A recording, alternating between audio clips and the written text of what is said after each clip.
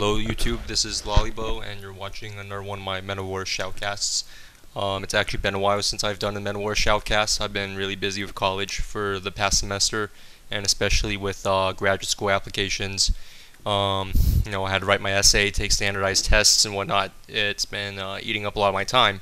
But now that it's summer, I'll have plenty of time to do shoutcasts and play Men of War, which is still one of the best real-time strategy games out right now. No other RTS really matches it. You still have popular RTSs like StarCraft and Company of Heroes and Dawn of War, but they don't have destructible buildings, destructible terrain, or any of the tactical gameplay that Men of War has.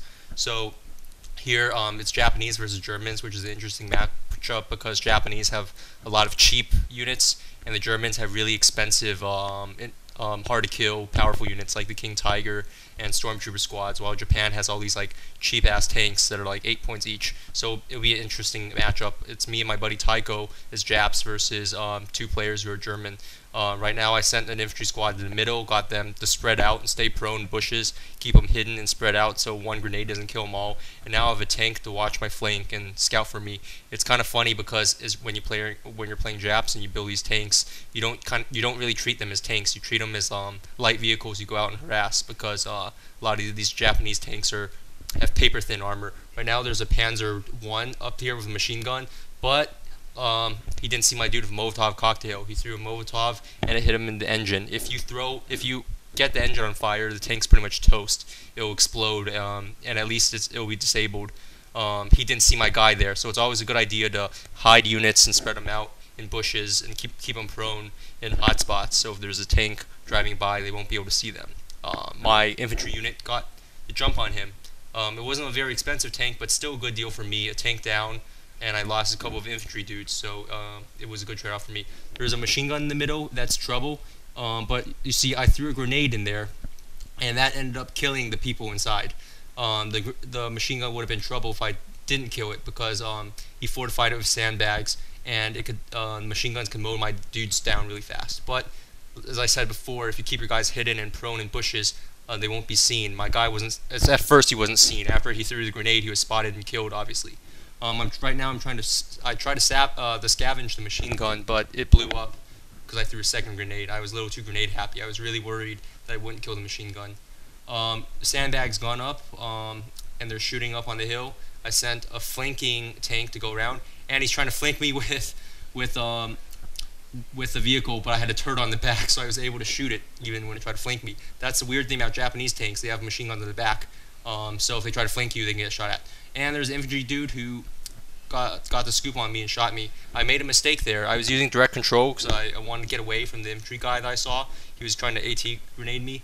But I backed up. That's a mistake. If you see a guy, it's never a good idea to back up because it slows your tank down. Reverse gear is always slower than forward gear. I should have just drove forward and ran away instead of backed up. That was my mistake. And I built an armored personnel carrier thingy, armored truck with 5 machine guns. It's nice because when there's a bunch of infantry everywhere, it's really good because it's 5 Type 99 machine guns. Type 99 machine guns are accurate, they're really good against infantry, and you have freaking 5 of them on this relatively decently armored APC. So there's good 360 coverage with a machine gun. But a Puma came up. Definitely this thing's no match for a Puma. I'm trying to get the hell out of Dodge, but I failed, and the Puma shot me in the back and killed me. I think in most engagements, these APCs have a decent chance of getting away because their armor is actually not that bad. And they come with real soldier dudes. They're not tank crewmen. They're real soldier dudes who can cap and throw grenades and everything. They even come with grenades. Now I built this light tank to take out the Puma. Good trade for me. Because my light tank is even cheaper than the Puma. My light tank's like 8 points or so, and the Puma, I think it's like 12 points or something. It's been a while since I played, but I know the Puma is more expensive, and I took him out with a lighter tank, so that was a good trade-off for me. Then I built a backup paratrooper squad. Japanese paratroopers are really weird, actually. A lot of Japanese stuff is really weird, but their paratroopers are especially weird because they count as elite infantry. They're expensive. They're on the same level as Fallschirmjägers for the Germans, but they have bolt action rifles. It's really bizarre, but they do have light machine guns and they tear infantry up. As you can see, I'm just owning them in that infantry engagement. They didn't stand a chance. These are elite infantry. They're very good at combat, so I was able to shred them up. And another weird thing, like I said, they're really weird is that they have dynamite, which is good for like killing tanks, destroying buildings. And I used that in the sandbags just to make sure there weren't sneaky bastards hiding around. Dynamite has huge range, so if you think there's people hiding behind a corner or whatnot, dynamite can be a good option. On the left, my allies actually pointing at infantry swimming across the lake, which I find really funny. I think that's a bad idea. You'll get shot at. Your infantry are super vulnerable in the lake, and it looks like my allies tearing them up in the lake. But the enemy's supporting his infantry assault with a light anti-tank gun. Light anti-tank guns are actually pretty good. They're pretty useful. They're cheap. They're small, hard to hit. They come with deployable sandbags and bushes for cover, and also they're decent infantry support options with direct fire. They have HE rounds that can kill infantry. Yeah, and they're not expensive as bigger anti-tank guns like the PaK-40. And there's a confrontation on the right. I'm trying to capture the right control point because we already own 2 of them. If we own all 3 of them, then that's even better for points. I capped it. He built a light AT gun to counter my tank. The Germans are doing a good job building light AT guns because versus Japanese, that's all you need in the beginning of the game, at least until the Japanese don't get really heavy tanks until later on because they're Japanese, all their tanks are paper thin. So they got light AT guns, but now there's a Hetzer.